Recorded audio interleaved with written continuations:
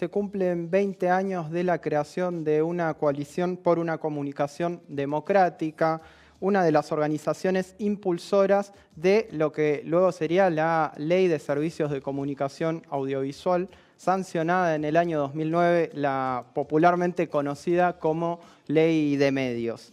La coalición reunió a diferentes sectores de la comunicación comunitaria, también sectores cooperativos, referencias políticas, sindicales, de la academia y también de la sociedad civil, quienes se encargaron de redactar los 21 puntos por el derecho a la comunicación que sentaron de alguna manera las bases para la sanción de la Ley de Servicios de Comunicación Audiovisual. Todos estos 21 puntos fueron presentados en el año 2004 en el marco del Día de la Radio. Antes de meternos con este tema, quiero mencionar también que estamos en un contexto de fuertes retrocesos para la comunicación en general y en particular para la comunicación comunitaria. Por solo mencionar algunas de las cuestiones, por ejemplo, la eliminación de los FOMECAS. Quienes sigan este medio de comunicación sabrán de lo que hablo. Se trata de los fondos de fomento que recibíamos en realidad los medios comunitarios y la cultura en general para potenciar nuestro laburo y nuestro crecimiento. También la eliminación de la pauta de forma directa. Digo de forma directa porque la verdad es que, como siempre, los principales perjudicados somos los medios comunitarios, mientras que los grandes pulpos mediáticos siempre le encuentran la forma para recibir de manera indirecta pauta publicitaria. Estamos en comunicación con Néstor Buzo. Él es integrante del Foro Argentino de Radios Comunitarias, FARCO, y también de la Coalición por una Comunicación Democrática. Bueno, Néstor, primero que nada, gracias por comunicarte con Barricada TV. Quiero que nos cuentes un poco sobre el proceso de la creación de esta coalición y también de la redacción de los 21 puntos que mencioné recién.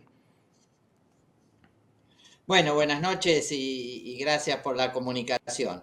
Efectivamente, 20 años, porque en 2004, el 27 de agosto, presentábamos públicamente esos 21 puntos que elaboramos entre un conjunto muy amplio de organizaciones, de militantes de la comunicación, de representantes de universidades, de organismos de derechos humanos, sindicatos, 21 puntos que trabajamos durante varios meses y que fueron la conjunción, la síntesis de un montón de propuestas que venían desde la época de la recuperación de la democracia, en 1983. Desde aquella época, desde distintos sectores, planteábamos la necesidad de modificar la ley de radiodifusión que nos había impuesto y que nos dejó la dictadura cívico-militar.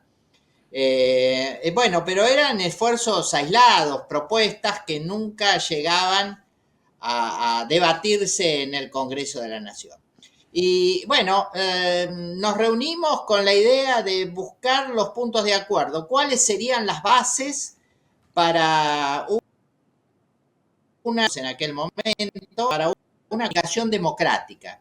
Y así llegamos a los 21 puntos. En realidad eran 20, quedaron en 21 porque estábamos a 21 años de democracia, 21 de recuperación de la democracia, y entonces presentamos los 21 puntos para una comunicación democrática en el 2004. Y a partir de ahí salimos a militar eso que fue redactado como una demanda, como una propuesta, como un petitorio de los tantos que hacemos desde los sectores populares. Hasta que en el 2008 la presidenta Cristina Fernández asumió esa demanda y redactó, el Poder Ejecutivo redactó un proyecto de ley que a su vez envió para más debate en foros públicos, y así llegamos a la discusión, al debate en el Congreso de la Nación, primero en diputados, después en senadores, donde el proyecto se debatió ampliamente y fue convertido en ley. Y los 21 puntos tienen un eje fundamental, es el considerar la comunicación un derecho humano y no simplemente un negocio comercial. A partir de ahí se elaboran esos 21 puntos. Néstor, te quiero preguntar en particular en realidad en general por la situación de la comunicación, pero principalmente por la situación de los medios comunitarios en la actualidad. Bueno, habíamos avanzado bastante porque con la ley se logró el reconocimiento y la legalización de la mayoría de los medios comunitarios, cooperativos. Con la llegada del gobierno de Macri en diciembre del 2015 ya tuvimos problemas porque la ley fue sustancialmente modificada. Crecimos en estos últimos años, pero con la llegada del gobierno de Milei retrocedimos enormemente. La ley fue nuevamente modificada y destruida por decreto. El ENACOM, el Ente Nacional de Comunicaciones, organismo regulador, fue intervenido, cerradas sus delegaciones en todas las provincias del país, con lo cual se acabó la idea de federalismo, de un directorio con participación plural, con participación de los distintos sectores del Congreso. Bueno, lo que vos decías en la introducción, se suspendió la asignación del Fondo de Fomento a los Medios Comunitarios, el FOMECA. Eso, si bien no se eliminó, quedó suspendido, incluso con deudas del año pasado. Seguimos haciendo los aportes, el gravamen a la radio y a la televisión. 10% de eso debería ir al fondo de fomento. No sabemos qué hacen con esa plata, pero seguramente la destinarán a otra cosa. Bueno, la eliminación de la pauta de publicidad oficial que perjudica especialmente a los pequeños y medianos medios de comunicación y particularmente a los medios cooperativos y comunitarios, porque los grandes medios, como vos decías, tienen otros rebusques, además los financia el poder económico, ¿no es cierto? Así que estamos en un momento de dificultad en nuestra sostenibilidad, pero más necesarios que nunca, porque es necesario ser portavoces y facilitar la expresión de los sectores populares frente a los discursos de odio, de enfrentamiento, de insultos, de agresión permanente de parte del gobierno nacional. Así que con un gran desafío para adelante, con dificultades graves en la sostenibilidad de nuestros medios, pero entiendo más necesarios que nunca. Néstor, antes de finalizar con la entrevista, quiero volver un poco a tu primera respuesta en donde mencionabas que en 2009 es quien era presidenta en ese momento, Cristina Fernández de Kirchner, quien impulsa la Ley de Servicios de Comunicación Audiovisual.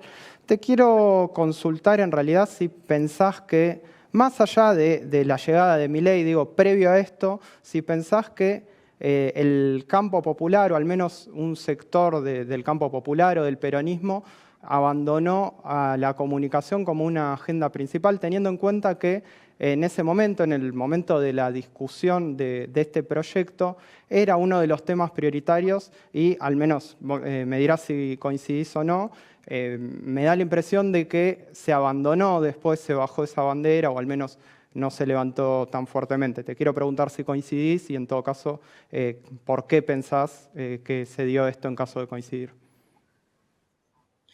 Mirá, yo no sé si decir abandonó, pero hay que recordar que cuando se aprobó la ley, se convirtió en ley, además de la ley, logramos colocar el tema de la comunicación en el debate nacional. Y eso fue tanto o hasta más importante que la ley, que el conjunto de nuestro pueblo debatiera el tema de la comunicación para desenmascarar los intereses de los grandes medios corporativos. Entonces ahí tuvimos un avance significativo. Pero inmediatamente después de la tuvimos la judicialización de la ley. Fueron 4 años en los que la ley no pudieron ser aplicada hasta que la Corte Suprema de Justicia, después de 4 años de trámite, emitió una sentencia en la cual convalida la plena constitucionalidad de la ley. Y ahí quedó poco tiempo en realidad y hubo dificultades en la aplicación, seguramente errores, pero después llega Macri y modifica por decreto la ley. Estábamos enfrentando al poder real. La ley de servicios de comunicación audiovisual fue un avance, una conquista de derecho, diría que casi impensada y que celebramos como un inmenso triunfo de la democracia y de los sectores populares particularmente. Y después de Macri, que volvió todo para atrás y tuvimos muchas dificultades, durante el gobierno de Alberto Fernández esto no se modificó y no se hizo nada. O sea, bueno, siguieron los FOMECAS, recibimos algo de pauta oficial, teníamos una buena relación y un buen contacto para que nuestros medios pudieran continuar, pero estructuralmente se mantuvo lo definido en el decreto del macrismo. Entonces, me parece que, sí, no sé, me parece que hay responsabilidades de distintos sectores. La comunicación, el derecho a la comunicación está siendo violado, ha retrocedido y bueno, es necesario volver a ese debate y convencidos de que no va a haber democracia plena ni una distribución diferente del ingreso si unos pocos se apropian de la palabra pública, se apropian de la información que es considerada por ellos simplemente una mercancía.